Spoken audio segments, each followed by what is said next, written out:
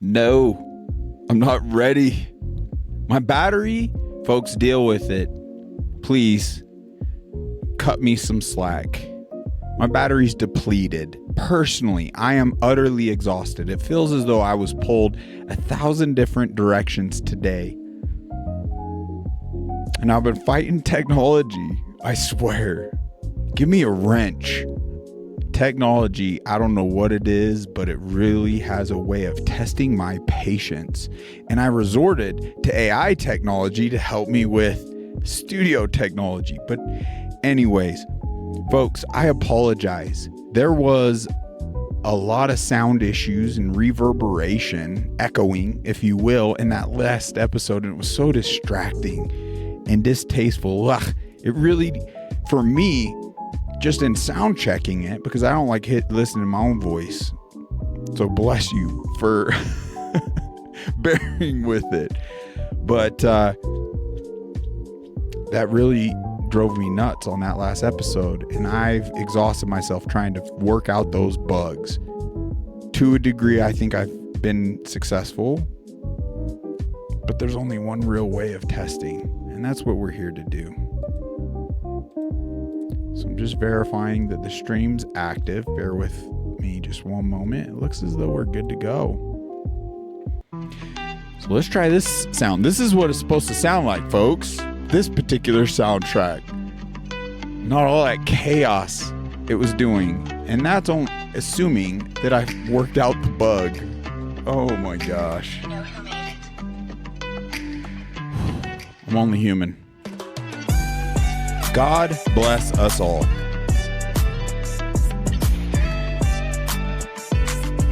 What a day.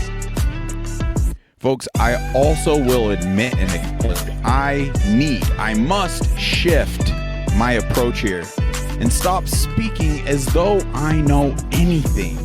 Kind of leading into that greatest character defect I feel we all have at this point in our adult selves. Know-it-all syndrome. As though we know it all. I must do better and actively walking in the lessons and teachings of the Bible itself and seeking that meekness, that humbleness, such as a child. So that method, I will acknowledge, it is off-putting, it's triggering, even leads to a level, it's just not digestible. And dang it, I must stop resorting to that. And bear with me. I am fervently trying to embed this into my being and getting better each and every day. So let's try spitfiring through lots of this information. There's a lot queued up, and I wish I had a little more time to be more thoughtful and organizing. But let's just spitfire through this information. Well, what really took place on October 7th, 2 years ago? Can we pose some really important questions, such as who really benefited from October 7th? And please don't feel shy. Drop any of the questions that come to you as we go through this information in the comment section to this very episode. Here we go. Let's dive in. I can't even like cue in and fade into the music and do the screen share. I'll just humor me. I'm going to do a test, but I'm pretty sure now it's echoey. You explain this to me. Thanks for bearing with that. I'm pretty sure that created an echo and just do the screen share. So I still have more work to do, folks. Bear with me. Here we are though. October 7th, 2 years later. And what we do know definitively regarding this day were so many of the lies. They said 40 babies were beheaded. That was a lie. They said babies were put in ovens. That was also a lie. They said babies were torn from their mother's wombs. Also a lie. They said there was mass systematic rape. Also a lie. Couldn't the lies basically point us into one direction?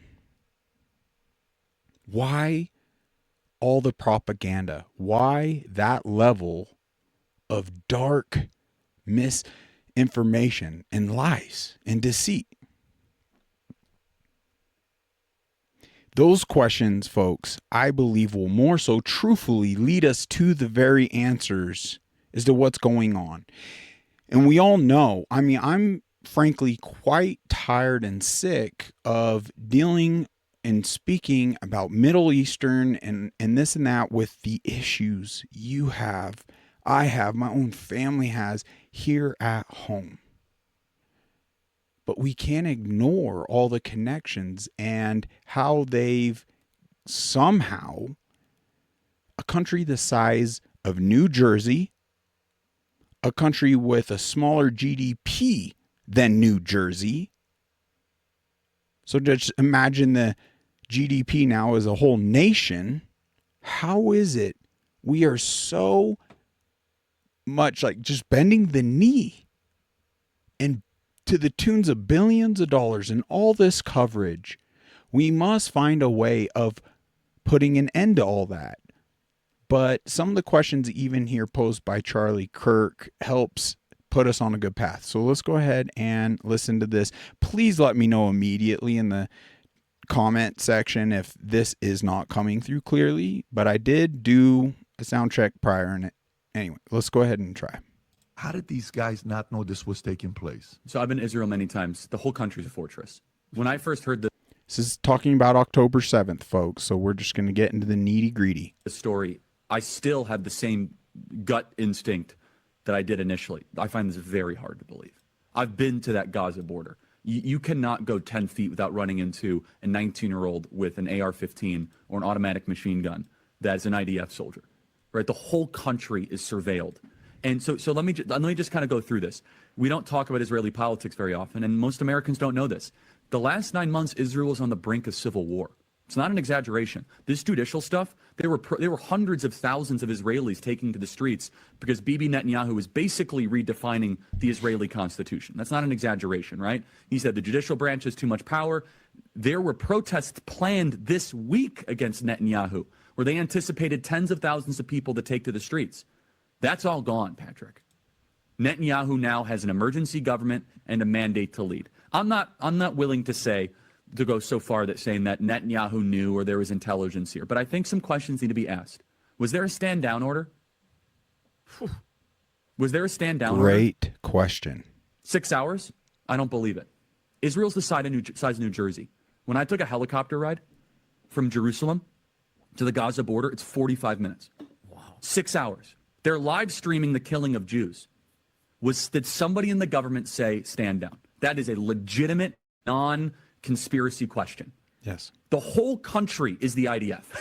The whole country is. Yeah. And you're trying to tell me that they're going to concerts and kibbutzes and schools and by reports 6 hours. Let's say it's 3 hours. That's suspect. Go ahead, Rob. Yes. It's also not like a right-wing reporting. This is from the New York Times. The long Thank wait you. for help as Look at massacre this. unfolds in Israel. 9 I can't think of a hours. more liberal news outlet than the New York Times. And by the way, I'm actually very pro-Israel. So let me be very, so I'm not exactly. I think we all are. No, I just want to make sure my position is clear here. But so Patrick, there are other explanations. It's possible that the Netanyahu government was double-crossed by bad agents. Okay? That's dark, but it's not as dark as what we're talking about. Okay? Another aspect is that Netanyahu might have traitors in his government, like legitimate traitors that have infiltrated. I was texting with some senior people in the IDF, and they said, Charlie, I can't say too much, but let's just say the same problem you have with the left in America we have here in Israel. So there's something to think about. Just something to think about, right? Is that maybe there's some people within those intel agencies that aren't as sympathetic.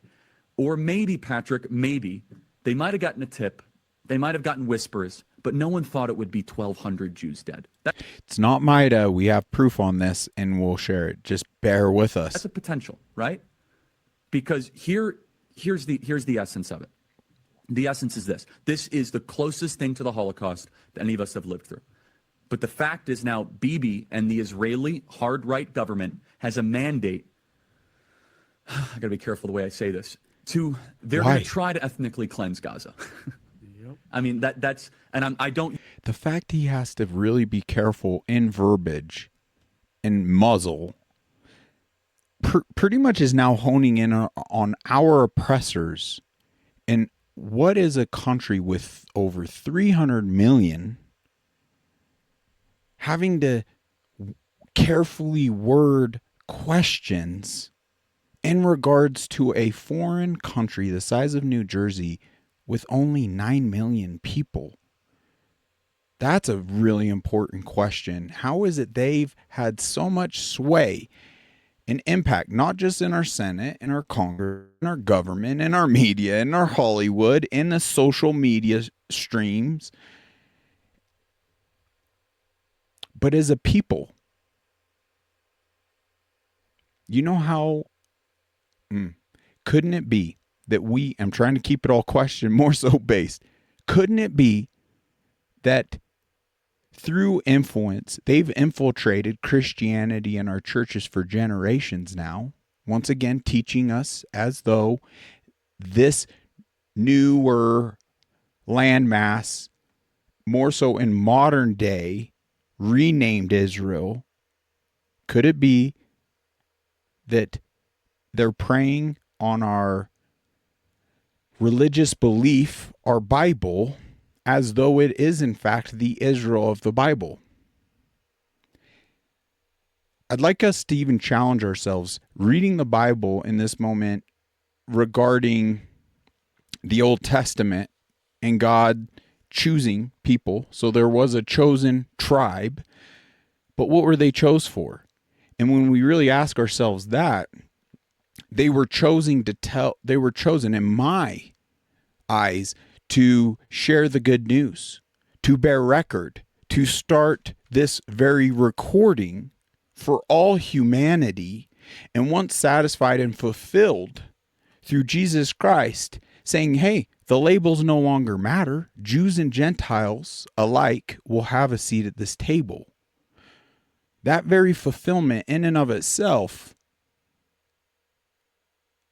negates that type of verbiage entirely. Any chosen people now that would be referencing in the Old Testament as though that's living out today is entirely negating the new covenant. If you were to even attempt using similar verbiage, the only truth and things that would make sense in correlation to the Bible would be God's chosen people now being anyone who chooses Christ.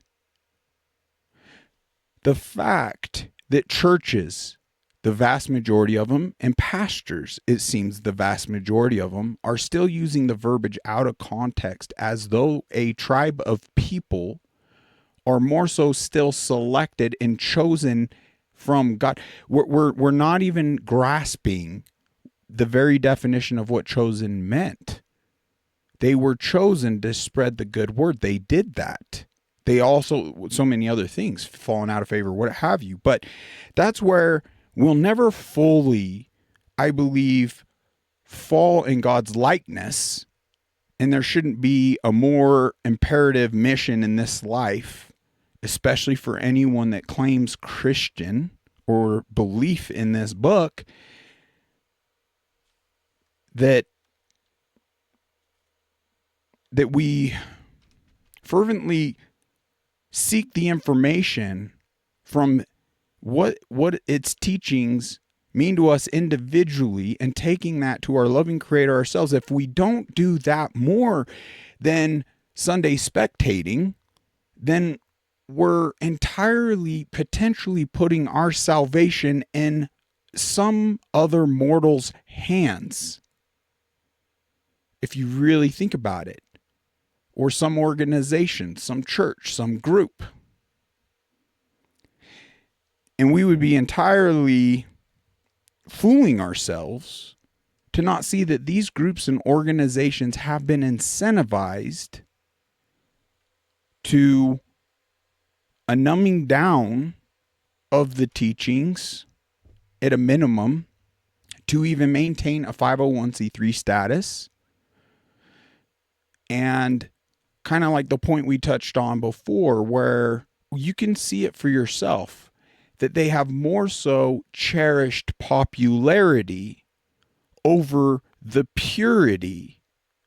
And the only way you really can even come to that is just seeking that for yourself. Now I digress. Let's get back on point and smash through this all. But I just felt impressed to share at least how I'm feeling the devil is running through very deceptive means. Biblically, through organized church pastors, so many. And it's interesting at any point, and this is why I'm so grateful when you're able to have a conversation, or for any of you able to sit thus far through this rant or monologue, whatever you want to classify it as. I'm so grateful for people that have the eyes to see and ears to hear in this regard, because there is a demonic spirit that is associated with these false teachings, that when we even pose questions regarding this, it makes itself present, very present. And I believe that's leading to so much of the tension, creating confusion, discord, division, and darkness. Use that term lightly, okay? They're talking about basically removing 2.5 million people from there, okay? And honestly, they have a mandate to go seek justice and revenge. They do. This idea that they need to have a truce or a peace treaty, that's morally crap after you see women and children be burned alive and dragged to the streets. But there are some serious questions here, Patrick. Yes. And let me tell you, my pattern recognition over the last 5 years has become pretty sharp. COVID, Maui fires, Epstein. When I see a story and it doesn't click, our guts are usually right.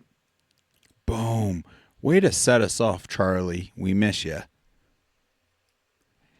This October 7th story that we were told in so many of the historical stories, it doesn't add up. And I hope something clicks within us.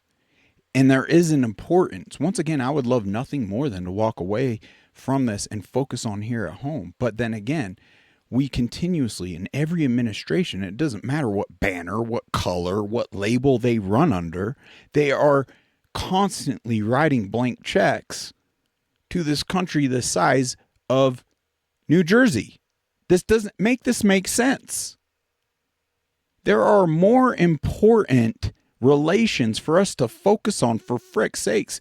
Nation states that actually have good resources. Isn't it simply propaganda? You can see with the greatest ally.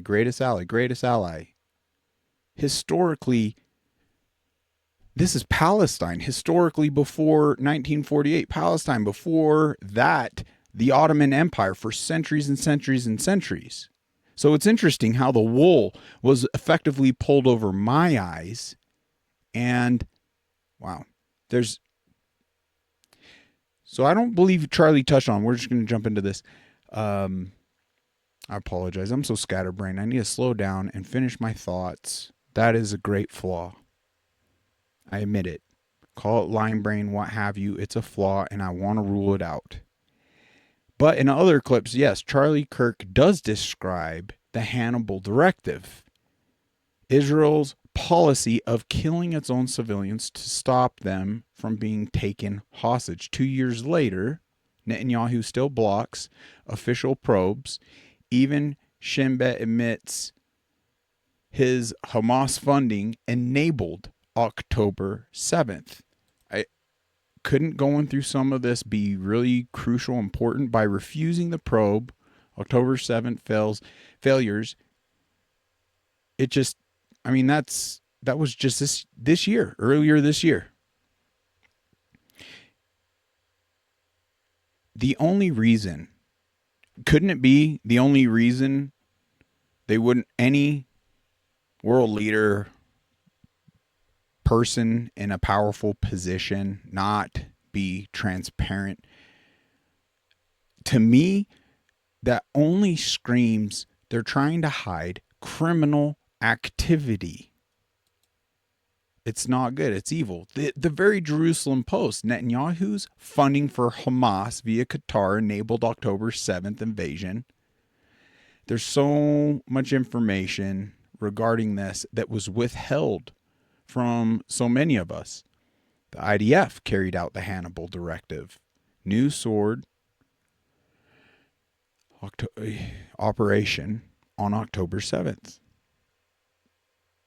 The Air Force would carry out, and this is Israel's Air Force, not Hamas, Israel, because the narrative we got was a bunch of goat herders on hang gliders, right? Penetrating the impenetrable Iron Dome.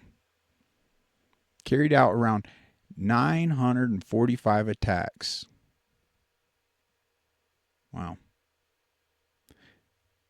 With helicopters. Yeah, you can just read it yourself. I hope you could read it. But right here, to even back up, the claims in the beginning as to the lies. The missions team, specifically the forensic pathologists and, that's hard to read. It's very small. And the digital analysts reviewed over 5,000 photos and around 50 hours of several audio files of footage of the actual attacks. In the assessment of available photos and videos, no tangible indications of rape could be identified. While the mission team reviewed extensive digital material, despite a range of egregious violation, no digital evidence specifically depicting acts of sexual violence was found in open sources. The information's out there regarding all the lies and propaganda, but when we really ask who benefits and dive into more of the information, the fact the lies have continued even over here tells us, even by our own administration, tells us what we're really up against and the importance we find the solutions proper to combat the deceit and deception running rampant. And I do believe, once again, that this starts on a personal level with the reflection in the mirror. This starts on a personal level seeking guidance from God, because a lot of this, when you really look at the level of corruption, could be entirely disrupting, disheartening, and deflating and demoralizing, which is not good. And I know I've fed into a lot of that, and I really am going to try my best to shift. And it's really a hard ask, because when you see obliteration of innocent lives and genocide and women and children and innocent men, even civilians, facing the unbelievable, time is of the essence. And I want to be righteously angered, like trying to smack through this microphone and the screen, like, folks, where's our humanity? But I'm going to try to rein that in to be more productive. Arthur will give you a plug at the end of the episode. I appreciate you. He's kind of helped me turn this page, and we'll go over that reference in the end of today's episode. But here's an article right here. 3 weeks before October 7th, the IDF Gaza Division warned of the Hamas plan attack. It was known beforehand. Intelligence agency warned was coming a year before it happened. IDF itself warned the government that it was coming 3 weeks before it happened. So this even brings more credibility to Charlie Kirk's question as to how did they penetrate. Like, they couldn't have done it without some type of level of Netanyahu, Israel, and Mai's approval to allow. So we should ask, like, who benefits from everything that came from after all this? Was it Hamas? was the Ghazians and Palestinians and all the others that have now felt it's not just the wrath of Israel, it's the wrath of America through Israel. Because they would utterly collapse if we withheld everything in like a day. I doubt they'd last much more than a week. Anyway, let's continue. So it's cleverly written, but Hamas was flying around in their helicopter gunships, firing on and incinerating the rave attendees in their cars as they tried to flee. Oh, wait, that was Israeli Defense Force, the IDF, killing their own people under the Hannibal Directive. And you can just watch all this footage, blowing up. You get the point. Solid 3 minutes. Hamas didn't have this tick. This is the Israeli Defense Force. And why did they wait so long to combat? Where'd that go? Even respond to what was taking place. It's interesting. Anyway, let's hear out this fella. After October 7th, Israel needed to convince the Western public that it needed to do whatever was necessary, including things that we would consider unnatural. Therefore, it needed to exaggerate what took place on October 7th and to even lie about it, to portray it as the worst killing of Jews since the Holocaust, and in many ways a second Holocaust. And so Israel fabricated atrocities about beheaded babies, babies being baked in ovens as though it were a Holocaust. And the Western media played along and created consensus for genocide. And even when these stories were debunked and even retracted, for example, by Joe Biden's own staff, the damage had already been done, and it was too late. We never saw adequate coverage dedicated to the suffering of people in Gaza or even the killing of journalists. Right. So the Western media has moved on now to Lebanon, and you can almost 300 journalists now. And can we ask ourselves, with all that media, I mean, to expect apologies at this point, it's just not going to happen. Why would we continuously support any organization that isn't fighting tooth and nail to gain the trust of the people again? Why would we give them any credibility moving forward? We need to get back to once a liar, always a liar.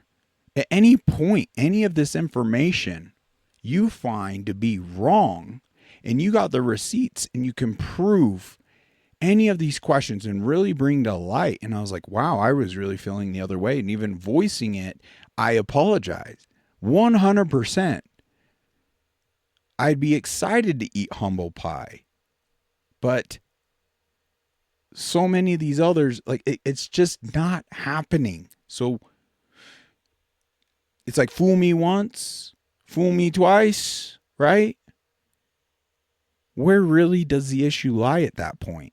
see that in the New York Times, CNN, places like this, they're trumpeting Israel's quote-unquote success in, for example, assassinating Hassan Nasrallah and other Hezbollah leaders. The pager attack, which wreaked terror across Lebanon and left thousands maimed and even children killed, was hailed as a great success. Can you imagine if Western media hailing anything clever but also extremely deadly and violent that Hamas and Hezbollah did as a success? No. So it's very clear that they still hold some admiration for an Israeli military that is destroying Gaza and Lebanon all at once. Why that extreme bias? How is it seemingly Israel gets off?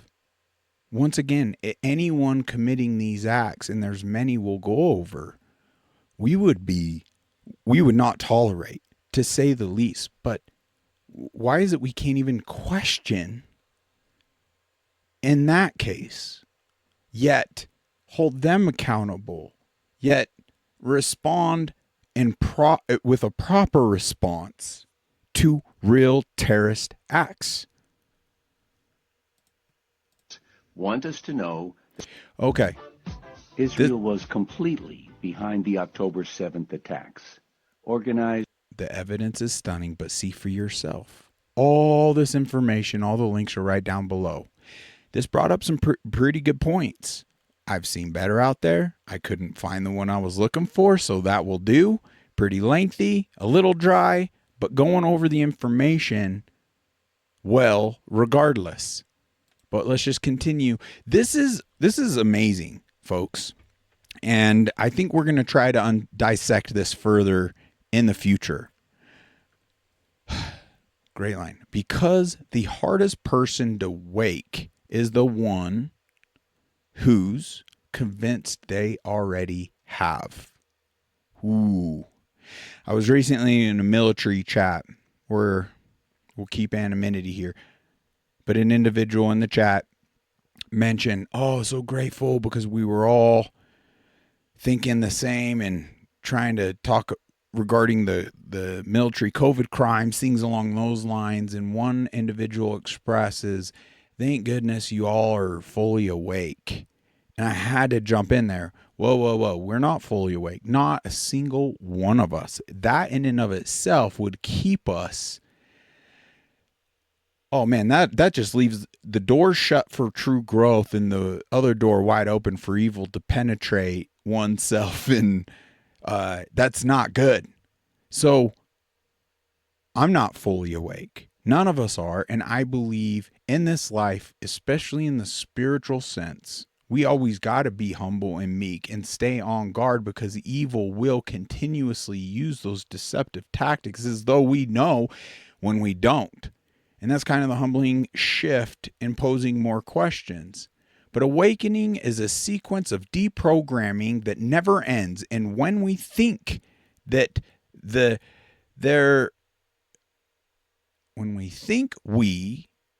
matrix still has you. When we think we're there, the matrix still has you. My goodness, I can't read.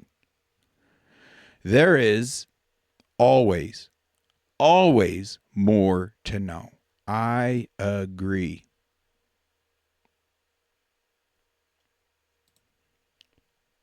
Ian Carroll.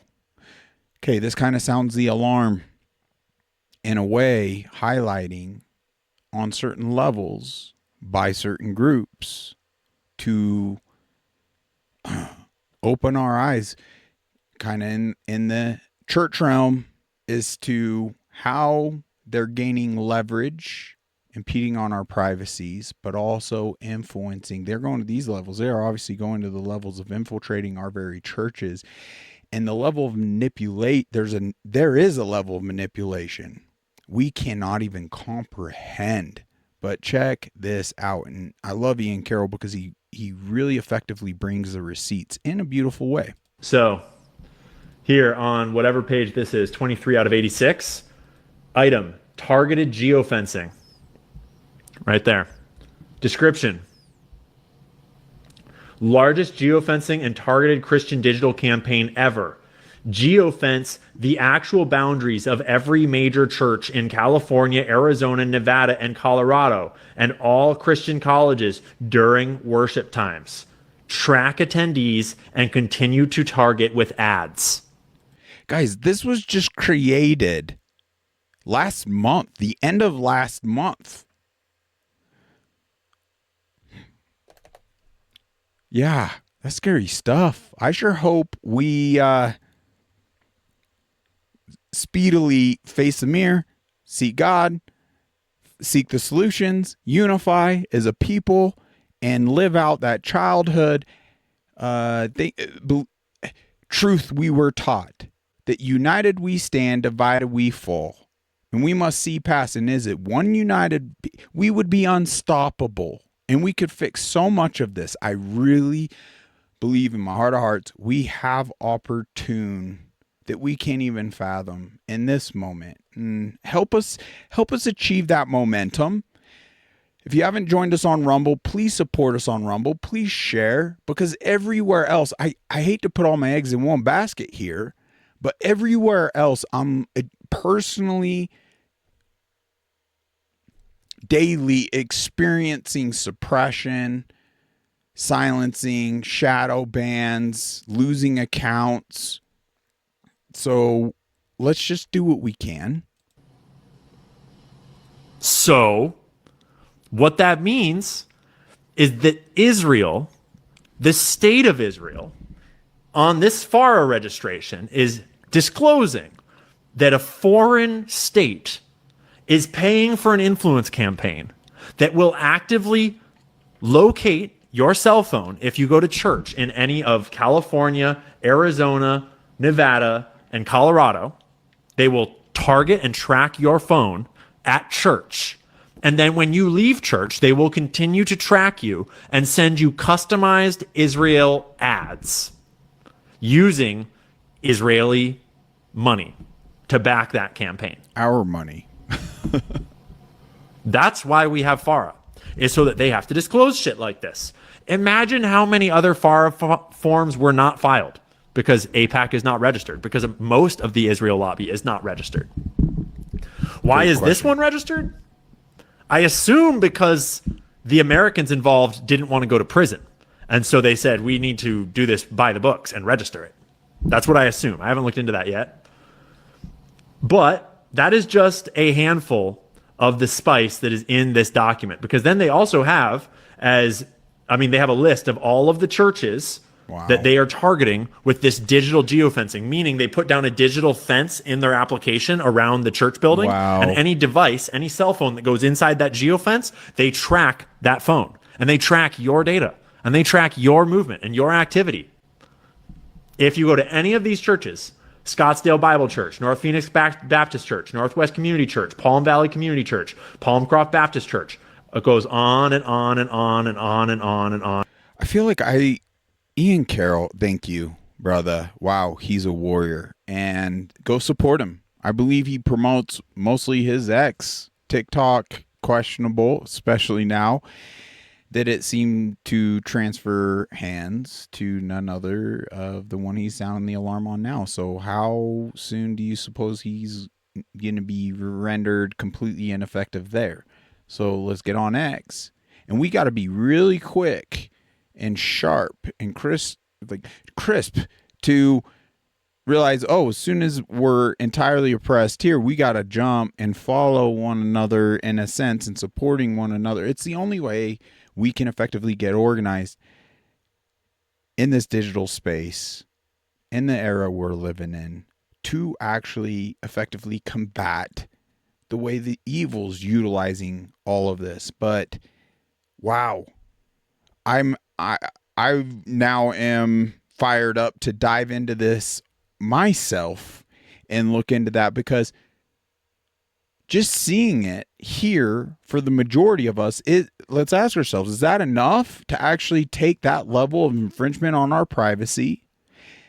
And how they're actively trying to spam us to death with manipulative content to manipulate us, control us. Unbelievable.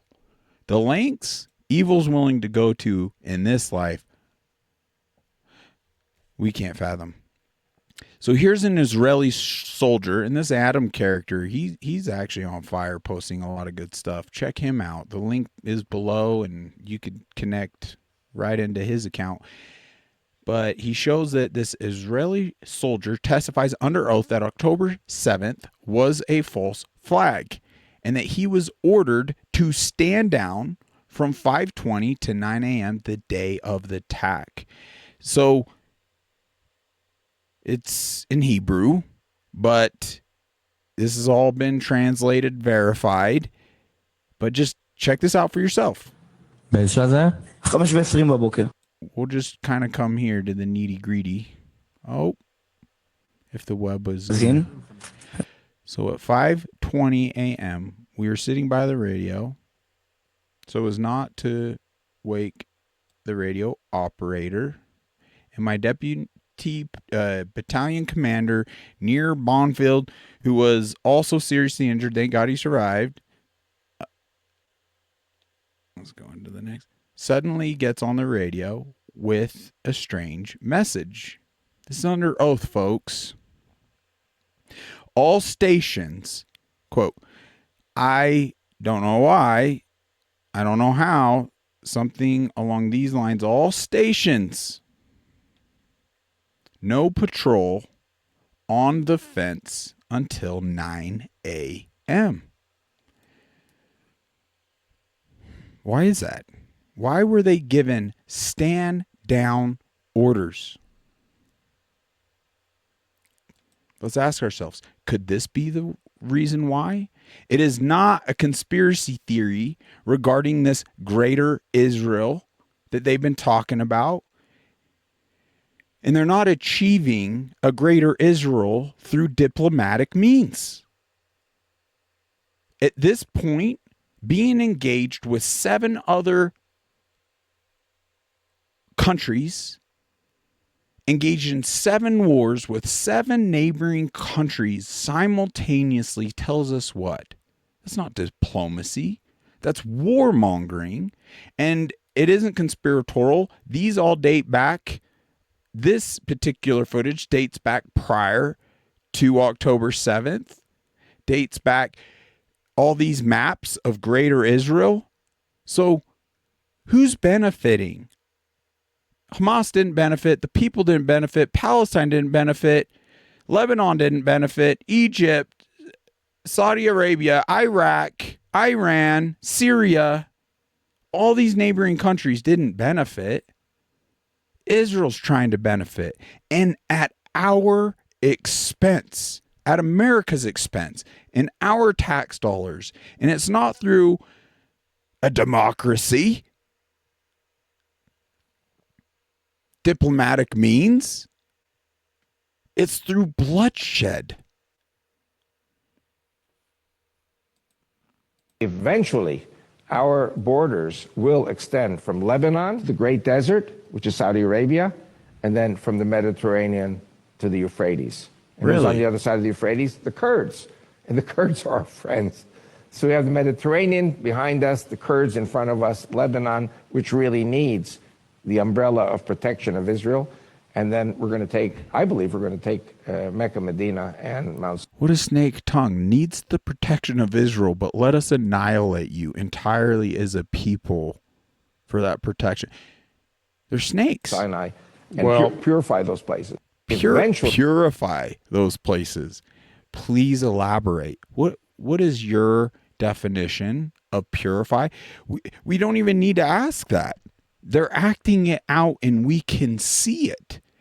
It's through cutting off land masses, which are all war crimes in and of itself, water supplies, food supplies, chain supplies, medical, life-saving medical, even their own means to defend themselves, everything. People are starving. This is no secret. So who benefits? Look at the patch on this soldier's arm. The Israeli soldier's arm. Unbelievable.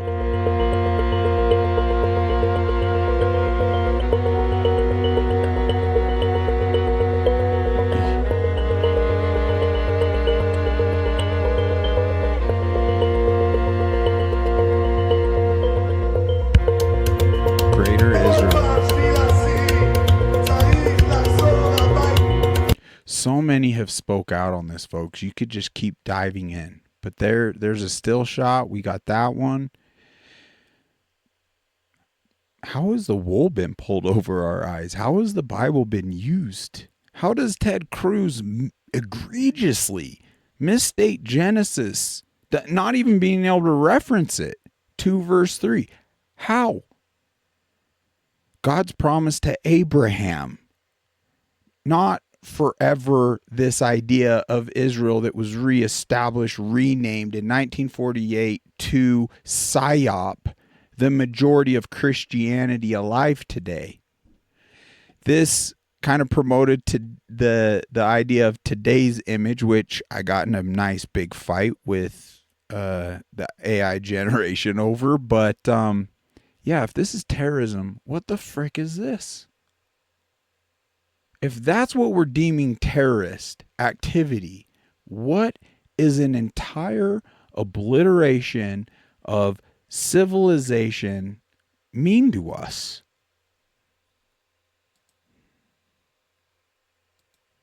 Let's listen to Owen here. Stop telling people Israel is our greatest ally. Just stop this game, okay? Yes, Please. Please. It's embarrassing. Why do Americans have such a big issue right now with the Israeli lobby? Well, isn't it obvious? Because the Israeli lobby has more influence over our political issues and policies and politicians than the American people do. Right.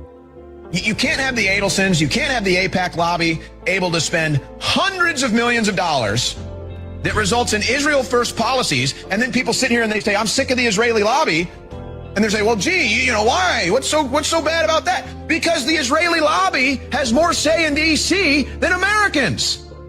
The average American can't afford to donate $5,000, $5 million, let alone 500 to a campaign. They don't get any influence. They don't get the access. They don't get the influence, so they get left out. And it doesn't matter who the politician is. Trump has proved it. It doesn't matter. Right. Stop telling people Israel is our greatest ally. Just stop this. He has proved it. The evidence is right in front of us. The best chance as a people, couldn't it be the best chance we have as a people? And this administration is to organize and put the pressure on this administration to actually fulfill its obligation to its constituents.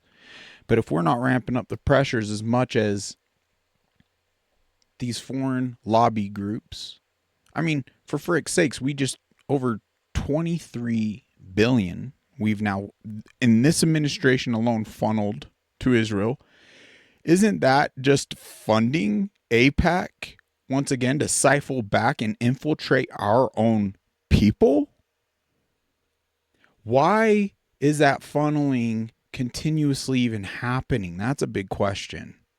Could it potentially be the connections to Mossad and Epstein and all the blackmail we know? We know they're actively covering up, trying to even create more division, calling it a democratic hoax.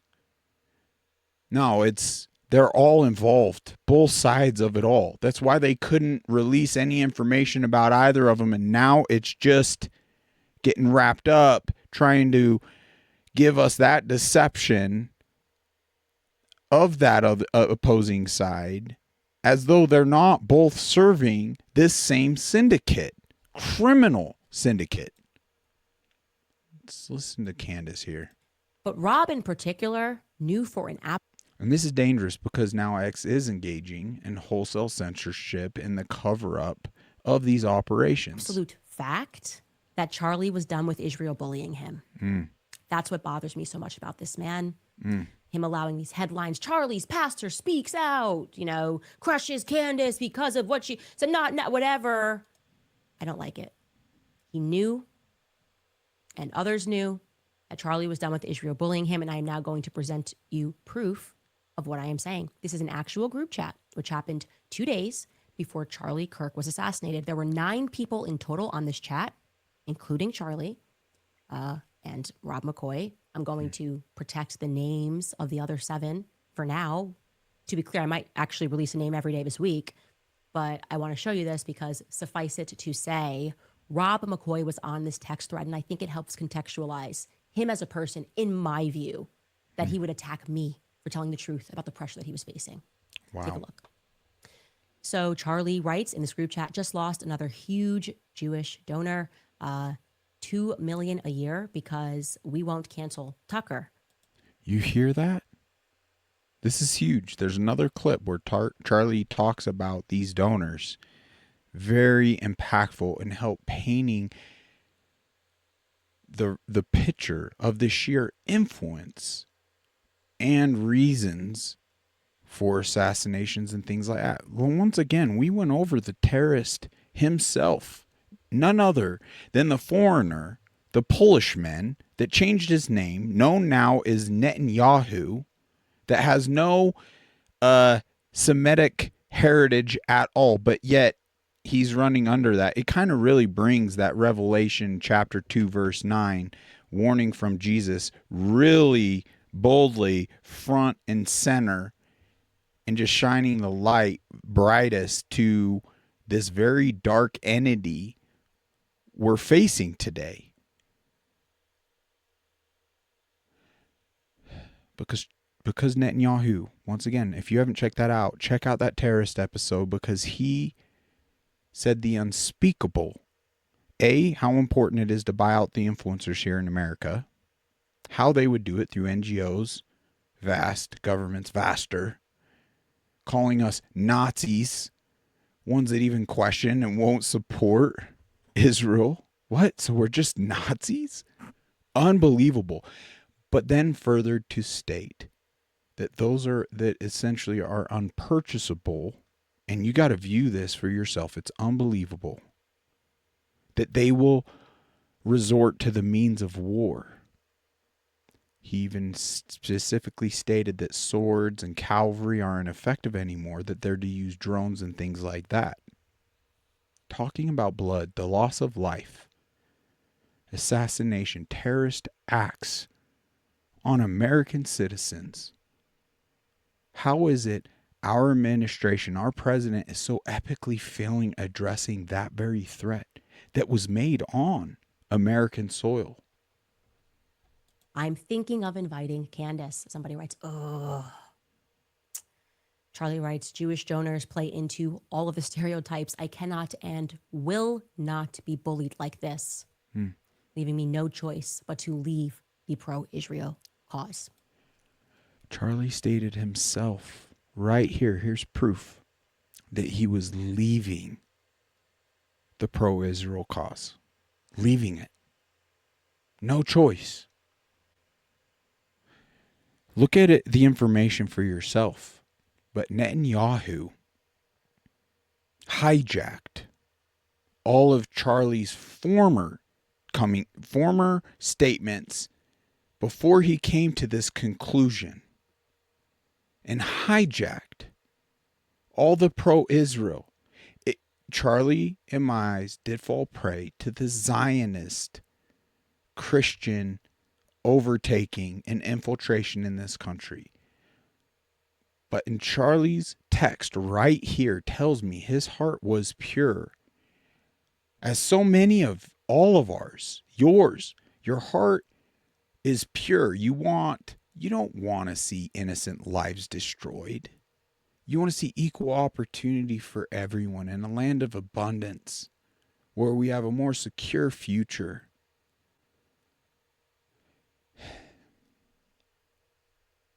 It breaks my heart to not just see a foreign world leader hijack and speak on behalf of the dead, taking things out of context, and so many of us right here. How his memorial service itself in so many ways was hijacked to sow more division among us than unity. If Trump was really the light, the way for this country, he wouldn't be speaking about this radical left and the Dems this, the Dems that, the left. He would be unifying the people under his leadership to all of our benefit, to drain the swamp. He formulated those words. Ask yourself, is he fulfilling that? I just hear continuous excuse after excuse. 5D, 6 million, space, chess, threats, James Comey, threats Obama, threats Hillary, 0 arrests, 0. Epstein hoax. I don't know about you, but this says so much. Please check out this link, forward along. She wraps it up very strongly. We're going to continue. Oh, this is powerful. The question posed, but you're going to lose your life. Just hear this. Please hear this out, and then we'll go through the notes. Oh my goodness. Guys, this is 34 years old. Nothing started on October 7th. We have to fight back. The people Listen. are fighting back with their stones while they're getting shot at with live ammunition. Are you never afraid? Well, there's times that you get afraid. There was a demonstration today. After church, they went on a demonstration, and the Israeli soldiers shot at them like they do every day.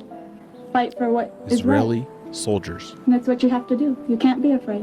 But you're going to lose your life. But it's better to lose your life than to live under occupation. Oh my gosh. We're going to end it there. Listen to the rest of these two amazing ladies.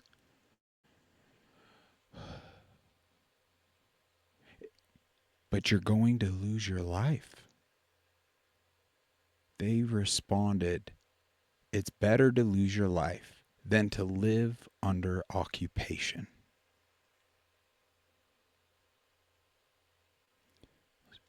We are weak. We are controlled. We have lost the true sense of God and what it really means to be a believer, follower, fill in the blank, any label, because it has become just that. Your choice. Take offense and prove the weakness. Do nothing and prove controlled. Neglect reading the Bible for yourself and prove the hollow projection to whatever claims you have regarding the Bible. We in America have lost many of our freedoms. We have lost understanding to what freedom even means, what it costs, and what it's worth. These two young ladies, 34 years ago, grasped that simply in that statement they made just now. What's caused this weakness in our country?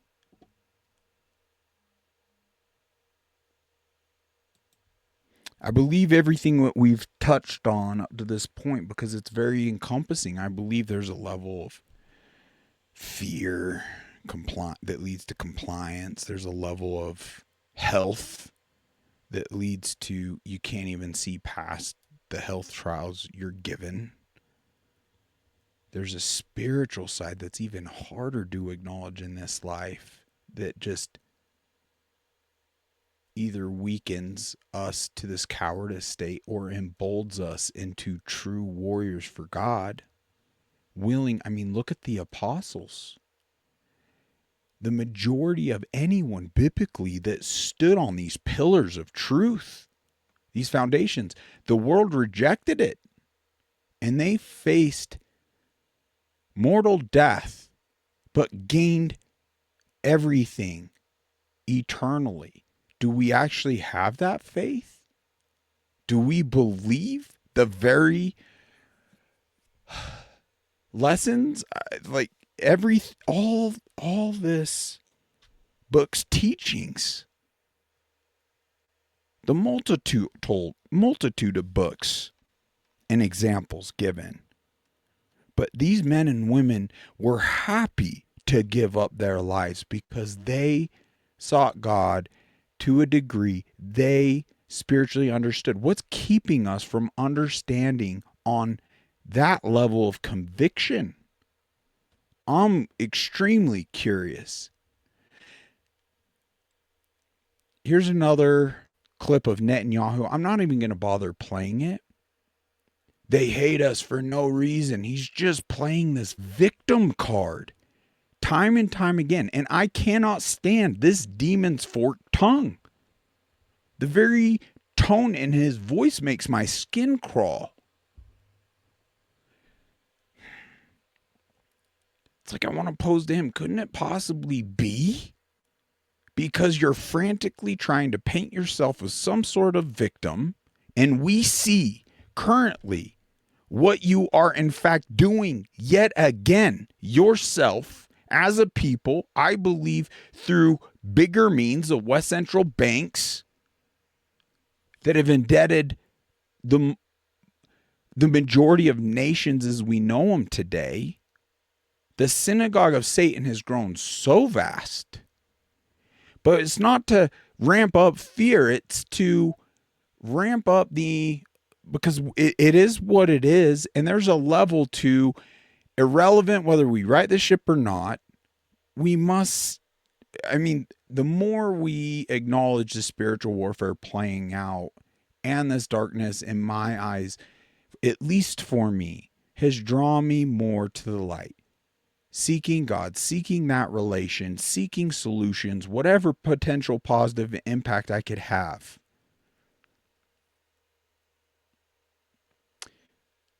Couldn't it be that it's obvious that this man, he's in fact a warmonger? How else do you explain being in 7 active wars against 7 different countries?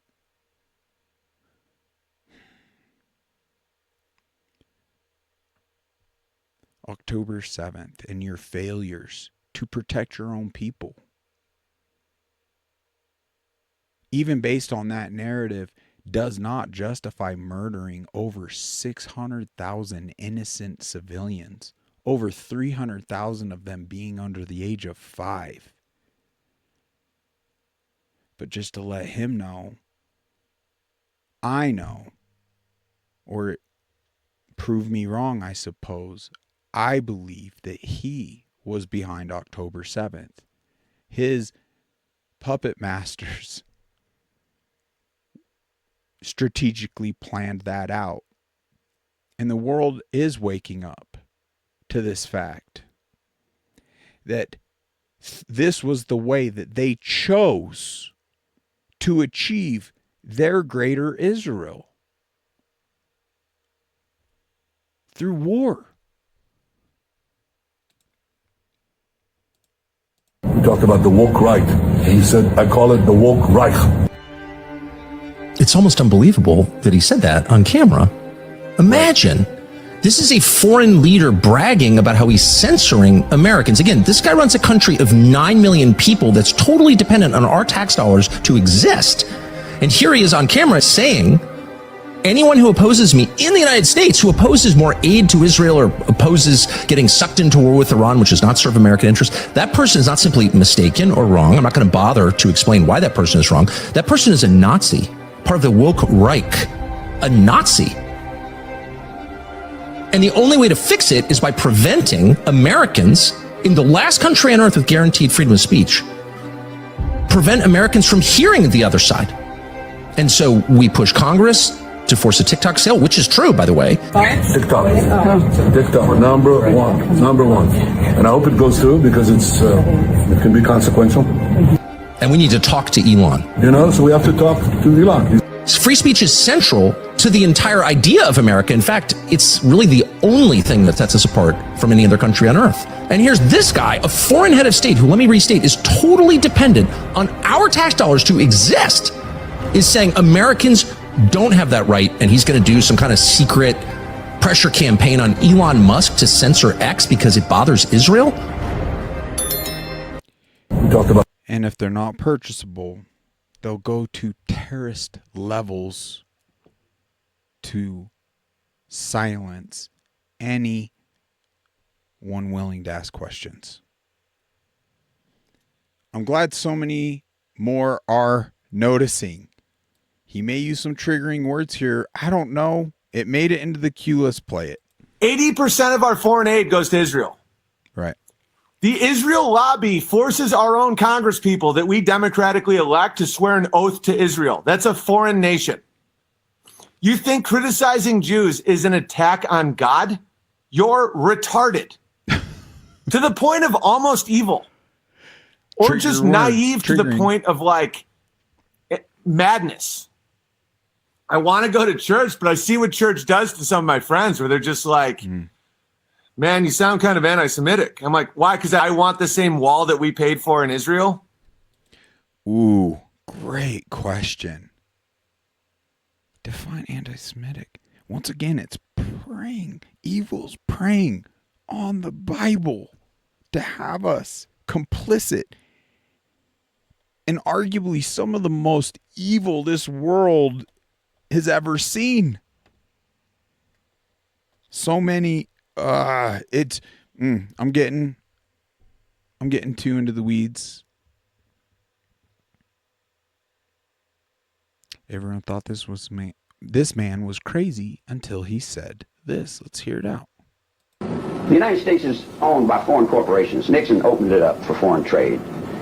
And when Nixon opened up for foreign trade, the people of Europe and the common market and Spain and different places, they don't care about the United States forest.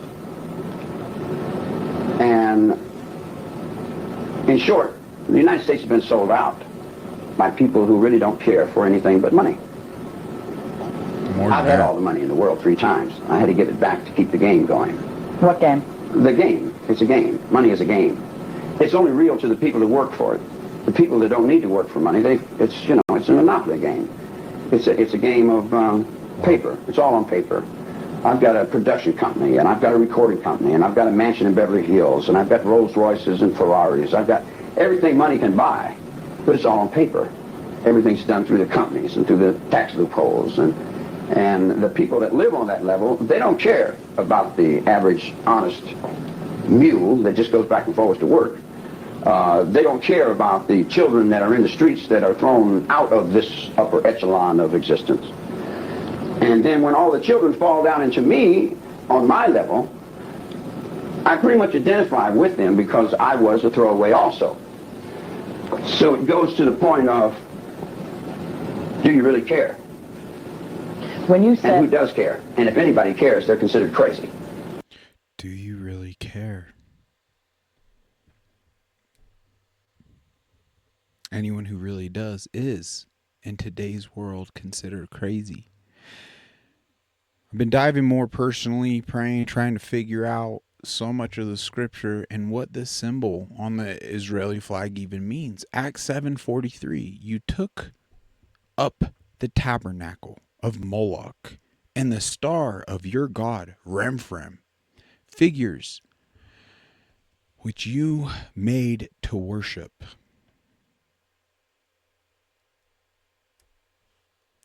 Please seek that same understanding for yourself. It's important. Nixon, former president, hear this out for yourself. This is pretty shocking. Let me explain something about what is called the Jewish lobby in this country. Their belief is that being for Israel first, that does not mean you're putting America second. An American president, however, has to approach it in a different way, in my opinion. He's got always to think first of what is best for America.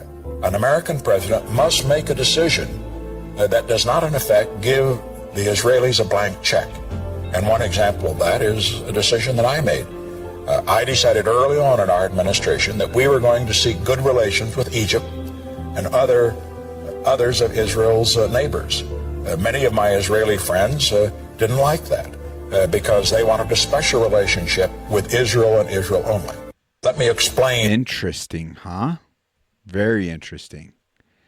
Isn't it weird how so much of this we literally are essentially hearing for the first time? Very interesting. All right, Charlie dives into a lot of the mechanisms and donors and funders right here. Check this out. And Jewish donors, they have a lot of explaining to do, a lot of decoupling to do, because Jewish donors have been the #1 funding mechanism of radical, open border, neoliberal, quasi-Marxist policies, cultural institutions, and nonprofits. This is a beast created by secular Jews. And now it's coming for Jews, and they're like, what on earth happened? And it's not just the colleges. It's the nonprofits, it's the movies, it's Hollywood, it's all of it. It's like time for you guys to wake up and say no more. Draw a line in the sand. I don't care if you hate me.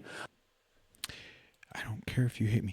Folks, is the world not ready to hear about our controllers, about the true oppressors, coming up with it's only through the acknowledgement and the knowledge it takes to even properly combat these things to set us free, live in a land of more of abundance, secure a future for our children. Fact of the matter is, when they go to the measures of infiltrating churches, colleges, education,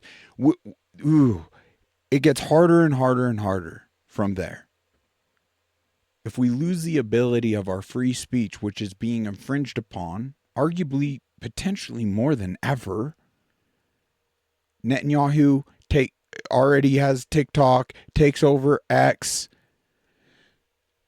I just don't know if we're going to have, even at that point, enough. Because enough people haven't jumped over to the free speech platforms to really drink, to understand the order or the urgency of things. So is the world not ready?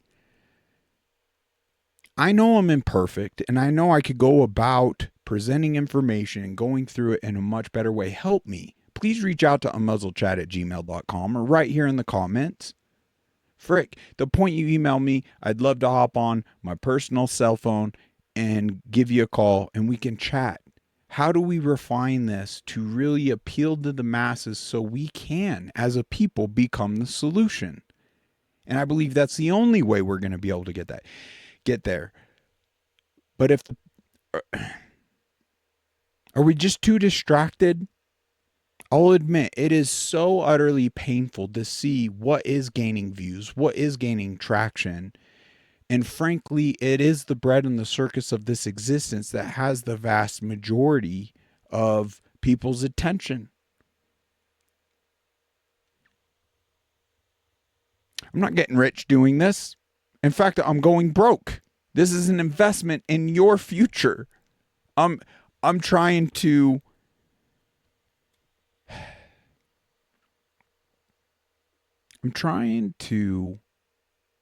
in a way, face why are we accepting on the unacceptable time and time again. There's zero accountability over the scam pandemic. Without that accountability, we can in fact expect worse things coming down the pipe. All the fallacies in regarding to that scam, all the lies, deception, their solutions, their lockdowns.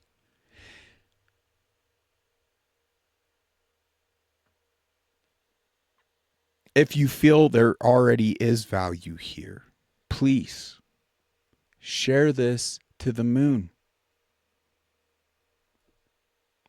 Fear not. I don't fear my mortal existence. I don't fear what other people are going to say or how they think.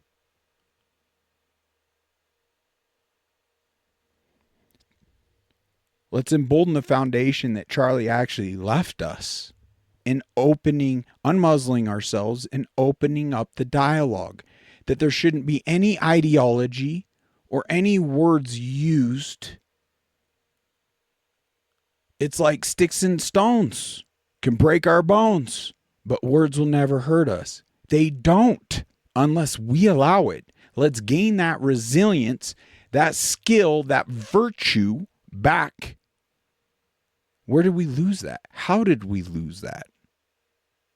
Help us bring that back. If you would like to guest on a Muzzle Chat, I welcome you. It would be awesome to just have an open conversation, whatever you feel is most pressing on your heart, and you have your own unique gifts through God that you could present in ways that could be far greater than mine or anyone's, because you're uniquely you.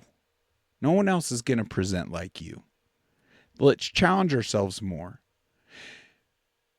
Paul Newman, you could listen to this one yourself. Israel, in fact, controls the United States of America. And if they control the United States of America, how are we even the United States anymore? Bobby Fischer, a Jew himself. My basic thesis is that the Jews are a criminal people, and the Jews completely control the United States. And the Jews are using the United States as a vehicle to take over the world. Laura Loomber just got a call. Can't say who. When I tell you this is bigger than 9/11, I am not exaggerating. Stay alert. I love the comment to this post. In any normal country, this lunatic would be behind bars facing a trial. This isn't for fun. She's threatening and saying false flags are in the works. At least a full-blown investigation. Now, if you're unaware, Israel, it's known, is a nuclear power. Unregistered, the only one in the world. How is that acceptable? It's something JFK, in fact, was trying to uncover and seek having them register appropriately or potentially decommissioning their nuclear power and trying to organize proper investigations of their nuclear facilities and much more, talking about the secret societies and so many things actually pulling the strings. And look what happened. But anyway, when you look into this unregistered nuclear power that the world now acknowledges, there's a lot of the talk regarding the Samson option. And it's no secret. And there's documents that have been released and verified that actually show multiple places in America. And when you look at this is Israel's ICBMs. And they have been able to reach everywhere in the red for over a decade. So for regional self-defense, guys, why does their Samson option have multiple targets listed in the United States? If they're our greatest ally, which they're not, and they're insignificant, but how is an insignificant little landmass of a little people threatening Americans and having so much overreach in the current administration and all our powerful positions here that they are regurgitating greatest ally, greatest ally, greatest ally? Let's just reflect back on Frankie Stocks going and asking the congressman specific, very, very easy question. Hey, congressman, who do you care more about, the American people or Israel? None of them, they couldn't get out of there fast enough. They didn't want to answer it, but the majority of them would just simply reply with the regurgitation of they're our greatest ally. Treasonous character, investigation, immediately pulled from your seat, 100%. Because you swore an oath to the Constitution and we the people. That is a treasonous statement. How are we accepting that? And how are they our greatest ally when in fact it's known through their Samson option, if they in fact are losing, they're going to deploy all their nukes. And that includes multiple destinations right here in America. Greatest ally. Owen said it good. We need to stop with all that. The Zionist plan to use Islam against a Christian nation. It's pretty well said. Let's play this out. And my gosh, there's just one more link. Bear with me and we'll wrap things up. I love you guys. I hope you see me. I hope you see my heart. I hope you see the intent of going through all this information ad nauseum, trying to come up with clever ways of addressing this from different angles to help it sink in. One episode may do better than another. Help embolden this mission with your input. You can do it publicly through the comments, publicly through your support on all the different following on Muzzle Chat on all the different platforms in the description below. You could do it through your funding, through the likes, through the shares. You could do it privately. And I would honor anonymity if you just simply want to email on muzzlechat@gmail.com. I await your input. Any criticism is healthy. And I would cherish it.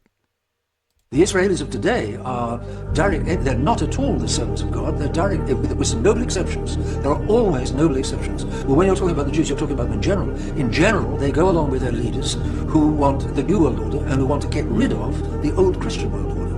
Islam has also been, it came into existence in the 600s, the 7th century. It was very possibly, or probably, created by Jews in order, as an instrument against Christendom. And then, sure enough, the Arabs swept through North Africa and destroyed a whole part of Christianity in North Africa. They swept into Spain, thanks to the help of the Jews. It's well known that the Jews opened the cities to the Mohammedans. They took over Spain, and it took hundreds of years to get rid of them again, to get them back out. They went up into France until they got beaten at the Battle of Poitiers in 732, and again in European history, the Saracens, the Turks, the Arabs, the Muslims, there's various names for them, they've kept trying to get into, they're enemies of Christendom, they're enemies of Christian Europe, and they've tried to get into Europe again and again, and the Jews will each time, most likely, the Jews will have helped them, will have organized it, will have financed it. That's exactly what we see this time. It's George Soros who's been financing the Arab invasion, they've been organizing, and you have that famous clip on TV of Barbara Spector, the Swedish Jewess. It's a very famous clip with good reason. And she's apparently ignorant of what she's saying. She says, we Jews need to organize the invasion of Europe by non-Christians so that Europe will become multicultural. Multiculti is an invention of the Jews, surely. And therefore, and that will act to dissolve the identity and vestigial Christianity of the once Christian nations and of the dilution of the once Christian white race. And once the Jews can dissolve the once Christian nations and can dilute the once white race by miscegenation, by mixing the races, by marriage with other races, once they can do that, they're going to be a significant step closer to achieving their New World Order. New World Order. I believe right here, boom, picture of the book issued by Ralph Epperson, The New World Order. And when, let me get my spectacles on. In fact, I don't wear spectacles, but that is really small. The New World Order will include changes in the family. Homosexual marriages will be legalized. Parents will not be allowed to raise their children. The state will. All women will be employed by the state and not allowed to be homemakers. They're kind of achieving that without any level of force, just squeezing us financially the way they are. Divorce will become exceedingly easy, and monogamous marriage will be slowly phased out. The workplace, the government will become the owner of all of the factors of production. The private ownership of property will be outlawed. Religion will be outlawed, and believers will be either eliminated or imprisoned. There will be a new religion, the worship of man and his mind. All will believe in the new religion. What is that speaking of? This is deep stuff, folks. My goodness. Now I'm going to admit, there are millions. You know what? Let's change it up. Let's just go here. There are millions of clips that could probably even have better laid out what happened 2 years ago, October 7th, and connecting the importance of this topic, the occupation, the egregious misrepresentation. How is it almost 99% of our Senate and Congress occupied, dual citizenship, swearing loyalty to a said people that we're told are less than 2% of the world's population, or here in this country? How does that make sense? Make that make sense. I don't want it to be this way. But once again, through the new covenant of Jesus Christ, let's step off the dang labels. How are these labels seemingly becoming untouchable. You can't speak of that. That very tactic is coming from none other than evil rulers, a hierarchy, dictatorship, monarchy, freaking, I mean, everything bad. The devil himself. God, our loving creator, is everything agency. Freedom of speech, of movement, of choice, of religious practice. He will let you choose, if you so choose, to worship the devil. Do just that. So let's not choose that, and let's not be deceived, because that evil one loves nothing more. And as we go over this information, it just becomes so biblically clear that it is coming from none other than the very synagogue of Satan, which is something you can't even state. That post will be flagged when you reference the synagogue of Satan on X and some biblical doctrine. I've already experienced it. If you haven't been pushing that envelope to experience it yourself, to even understand the level of tyranny and oppression you're living under, then I challenge you. If you're not getting censored, there's so much scripture that tells us if we're living a comfortable life, like, his followers are not gonna experience that in this existence. So isn't that kind of proof that we're more so a hollow projection, Sunday spectator, versus an actual believer walking in it in faith and willing to die on that truth, achieving the real meaning and purpose of this existence? This is just a moment. There's freedom in here. Christians are spiritually free. I challenge you to look up John 8:36. It touches on this. Christians are free from sin's power. Romans 5:21. Christians are free in order to serve others. Galatians 5:1. Let's focus on friendship. There's some biblical references here regarding friendship. Let's embrace one another. Forget about we gotta see past the labels, folks. We gotta start seeing people for the fruit they bear. And this goes from religious labels, political labels, all of them. It's become destructive to our detriment. Let's see it for what it is. So friendship. Friends can cause great pain. So there's a warning. Psalm 55:12-14.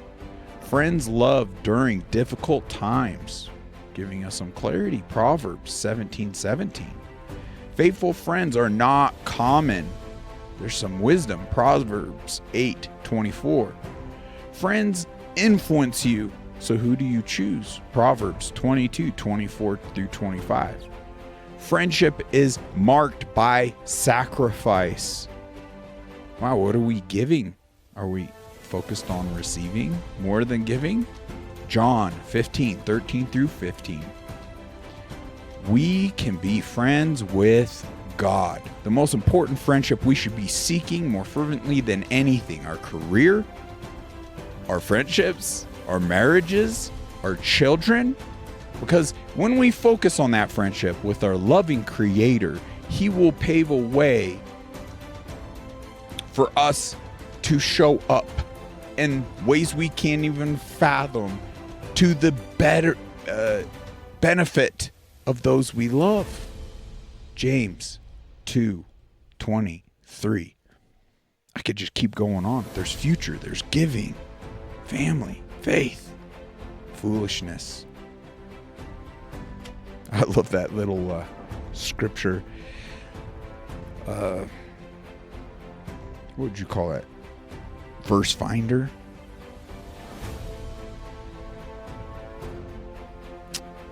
So, plugged Arthur, thank you. I heard what you said on our call the other day.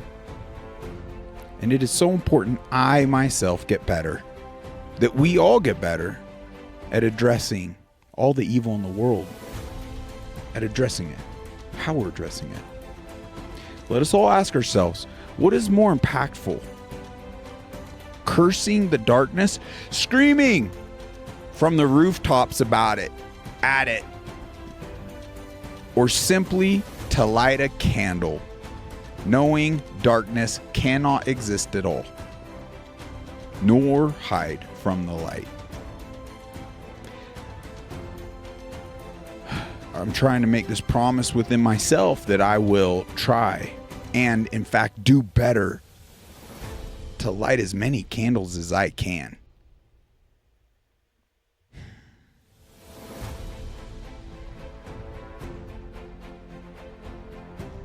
It is interesting. It is as if so many no longer see a need for light that they don't need it. Why? I mean, it's like they've become too comfortable living in the darkness and forgot how beautiful life can be. Let's show them. Let's attract them with the light. And sharing all this information, I hope at this point it has one effect. Because I can only personally light so many candles, and it will only have a limited effect amongst this vast darkness we're facing. I hope that others such as yourself see the need to light more for yourself and for those around you, so we can clearly see the need and draw nearer, most importantly, to our loving Creator. Folks, thank you all for all you do and for your support. If you feel I'm on track here, please help us gain more momentum. Hit that like button. What are you waiting for? Smash that thing. Smash it. Share this episode. And join us on all the social media platforms. Once again, in the description below. Join us on our journey. If you feel the need to unmuzzle yourself and you got some things you want off your chest, email to muzzlechat@gmail.com. I can't wait to talk with you and have you on. Check out our affiliations. Establish them to benefit you, to provide you discounts with companies engaging on the front lines on our behalf. I ask you to consider donating so I can continue this work. God bless. Until next time, with much love, take care.